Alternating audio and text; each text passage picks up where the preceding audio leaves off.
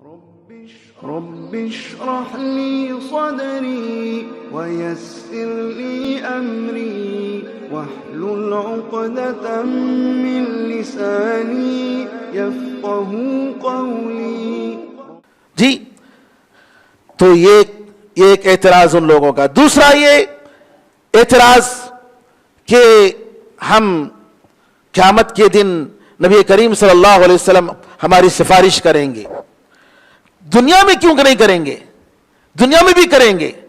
دنیا میں کریں گے جب آپ زندہ تھے، لیکن آپ کے مرنے کے بعد آپ سے مانگنا یہ کسی بھی طریقے سے جائز نہیں. یہاں ایک واقعہ لوگ سناتے ہیں جو جھوٹا واقعہ ہے. واقعہ کیا ہے کہ ایک صاحب کہتے ہیں، عتبی ان کا اس واقعے کے راوی ہیں، گرچہ کہ ابن کثیر رحمۃ اللہ علیہ نے اس واقعے کو مشہور ہونے کی وجہ ذکر کیا، لیکن اس واقعے میں ان کے لیے کوئی دلیل نہیں. کیا ہے واقعہ؟ کہتے ہیں کہ ایک بدو نے حج کیا، نبی کریم صلی اللہ علیہ وسلم کی مسجد میں آیا اور اپنی اونٹنی کو بٹھایا اور اس کے بعد باندھ کر مسجد نبوی کے پاس آیا اور نبی کریم صلی اللہ علیہ وسلم کی قبر کے دربار میں آ کر کہا کھڑے ہو کر، بِأَبِي أَنْتَ وَأُمِّي یا رسول اللہ، اللہ کے رسول میرے ماں باپ آپ پر قربان ہوں، میں گناہوں سے بوجھل آیا ہوں، میری بہت ساری غلطیاں ہیں، اے اللہ کے رسول میں آپ کے پاس سفارش طلب کرتے ہوئے اللہ تعالیٰ کے دربار سے میں مانگ رہا ہوں، اللہ تعالیٰ سے میں مانگ رہا ہوں، لیکن سفارش آپ کی، یاد رکھیے سفارش طلب کر رہا ہے، اللہ سے مانگ نہیں رہا ہے، سفارش طلب کر رہا ہے کہ اللہ تعالیٰ اس کو معاف کر دے. اور وہ حوالہ دیتا ہے اس آیت کا، وَلَوْ أَنَّهُمْ إِذْ ظَلَمُوا أَنفُسَهُمْ جَاءُوكَ فَاسْتَغْفَرُوا اللَّهَ وَاسْتَغْفَرَ لَهُمُ الرَّسُولُ لَوَجَدُوا اللَّهَ تَوَّابًا رَحِيمًا. یہ آیت پڑھتا ہے جس کا مطلب یہ ہے کہ اگر یہ لوگ، حوالہ کس کا ہے اصل میں؟ منافقین کے بارے میں.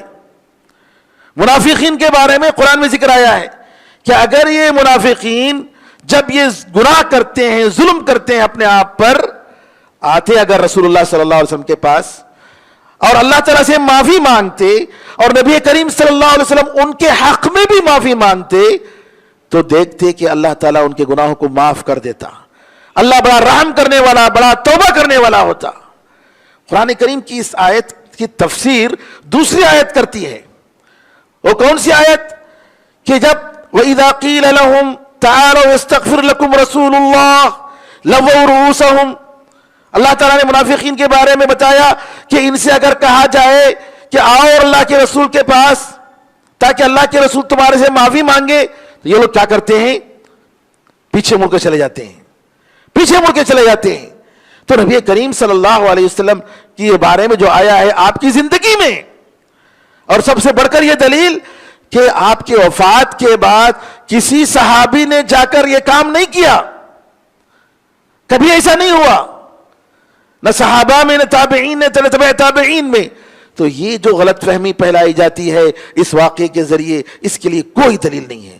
اور آخر میں میرے بھائیوں، کہ بعض لوگ یہ سمجھتے ہیں لا الہ الا اللہ محمد رسول اللہ کہنے کے بعد جو بھی کر لو شرک نہیں ہوگا.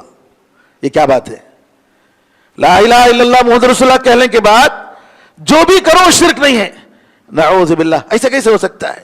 لا الہ الا اللہ کا مطلب یہ ہے کہ اللہ تعالیٰ کے حق کو ہم پہچانیں اور اللہ تعالیٰ کی عبادت کریں، خالص عبادت اللہ تعالیٰ کی ہو، ورنہ ہمارا لا الہ الا اللہ بیکار ہے. حسن بصری رحمت اللہ علیہ سے کہا گیا کہ لا الہ الا اللہ کہہ رہے ہیں جنت نہیں ملے گی کیا؟